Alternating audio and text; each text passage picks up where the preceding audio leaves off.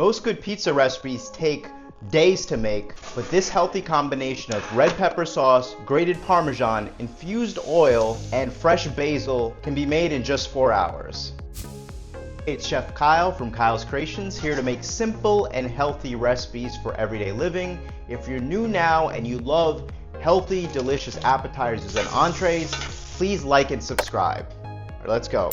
So here, take a look. We have some active dry yeast, extra virgin olive oil, some fine salt, and we're gonna add some umami flavor with some Worcestershire sauce, light brown sugar for some browning, and we're gonna make an infused oil after we make the dough. First thing first, we need the water. So I want the temperature of the water to be 105 degrees. So it's gonna drop down, it's 106 right now. Tear that out. So 116 grams of water. I'm gonna replace 1 tablespoon of that with 1 tablespoon of Worcestershire sauce. I'm gonna add the active dry yeast, along with the light brown sugar and fine salt.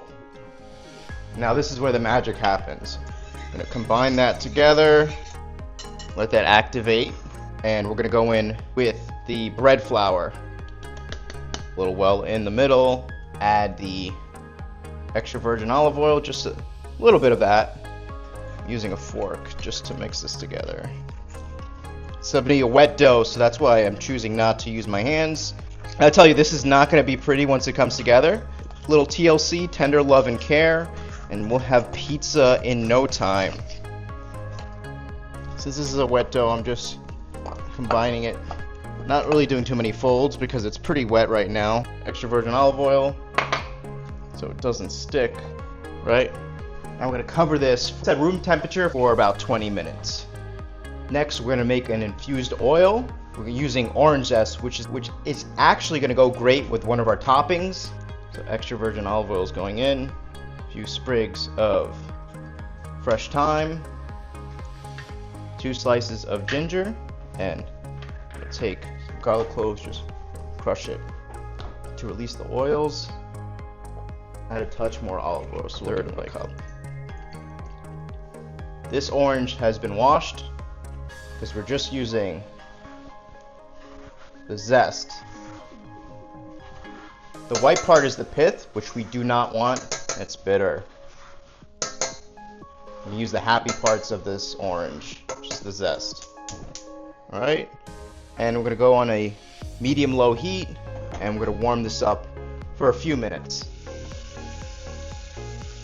Once it starts to bubble, I'm gonna lower that medium-low heat to low.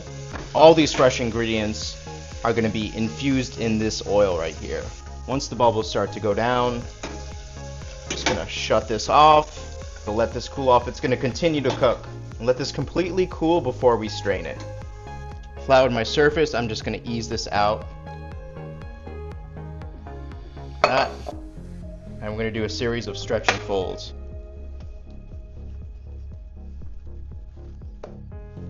I'm going to use this to bring it back together without adding a lot of flour to it. Stretch it. Hold. Bring it back together. Cover it with a towel or plastic wrap for half an hour. After 30 minutes, a little flour underneath just to loosen it. Stretch.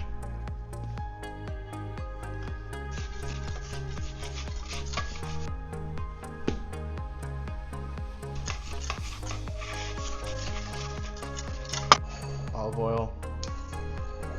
See if we pass the window pane test. Not yet. Okay, so basically the window pane test lets me know that the dough will not tear. That means it's developed enough strength so that you can literally stretch a thin sheet that's see-through. Okay, it's going back in here, and we're going to cover that again for another 30 minutes.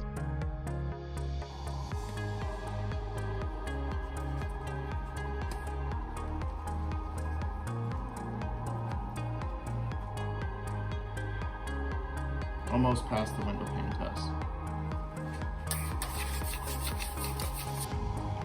A little bit of extra virgin olive oil again.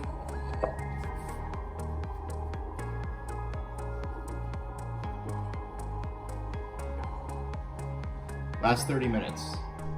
Last fold. Stretch. So you can stretch it without it tearing. So it passed the window pane test. Since the pizza dough ball has passed the window pane test at this point, I will no longer knead and fold the dough, and instead I will ball it up into a tight ball and cover this for 2 hours.